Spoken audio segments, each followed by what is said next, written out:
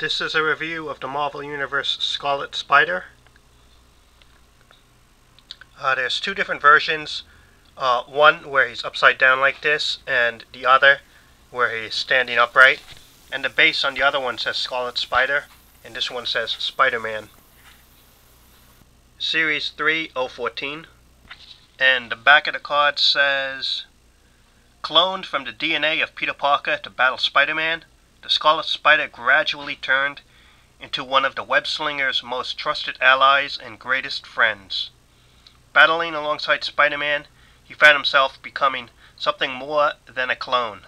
The Scarlet Spider had finally become a hero in his own right.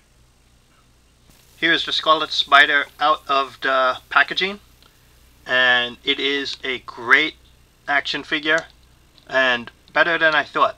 Even though it uses some generic sculpt parts that Hasbro's used from other action figures, overall it's just a great figure. First up, the base. It says Spider-Man 014. There's a variant that says Scarlet Spider. Standard base, otherwise. Figure itself, really good. Look at that face sculpt on the head. He's wearing a vest on the details that's just a vest over a basic Hasbro figure, the body-wise. But this vest is on tight, and I don't think you could really get it off. And I'm not going to try to. You can see the symbols on both sides. It has strings on the sculpt of the hoodie that he used to wear in the comics, but it's just part of the sculpt. He has the wrist shooters on the outside. He has a belt. You can see the belt buckle, and all the cartridges go around. He also has these little ankle bags, just like in the comics. So it's basically an all-red figure, just about, with a blue vest. But it looks cool. Basic history of the character, for those that don't know.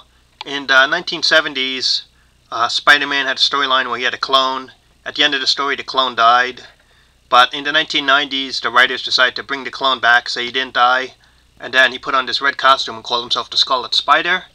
Eventually, he was declared the real Spider-Man and Peter Parker the clone. And then he took over the Spider-Man costume. And then he died and disintegrated. And then it was discovered he was the clone after all. And Peter Parker was the real Spider-Man. I think had they just called Ben Reilly the clone, stated it, and just kept him in this red costume and called him the Scarlet Spider, that the character would still be around today in comic books. Because he's pretty cool as a Spider-Man type character, but not the Spider-Man.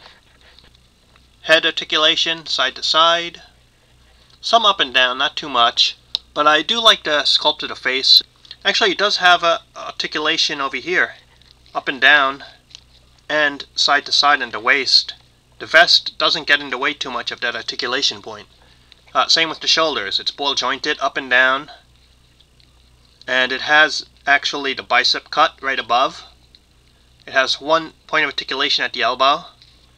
And the left hand can 360. It's that open hand grip that Hasbro's been using. Right arm, same thing, ball jointed, up and down, bicep cut. One point of articulation at the elbow. 360 the hand, but it's a fist. Closed on the right hand.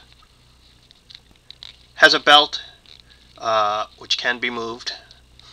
He has the ball jointed style hips, side to side.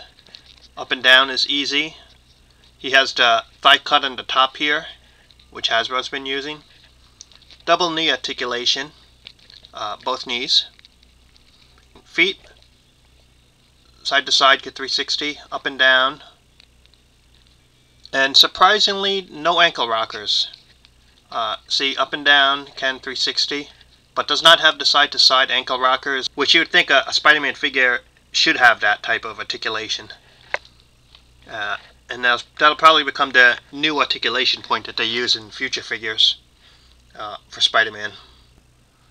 Overall, a really good figure that will stand out in your collection.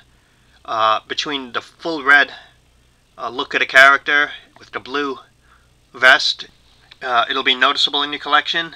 It's cool to have this Spider-Man ally, if you will, in your collection. Worth a pickup, I think, for any Spider-Man fan or Marvel Universe fan. Thanks for watching, and I'll talk to you later.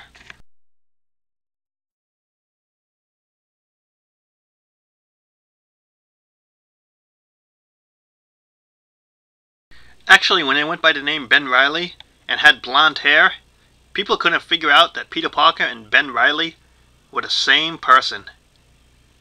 I guess changing your hair color can fool everybody.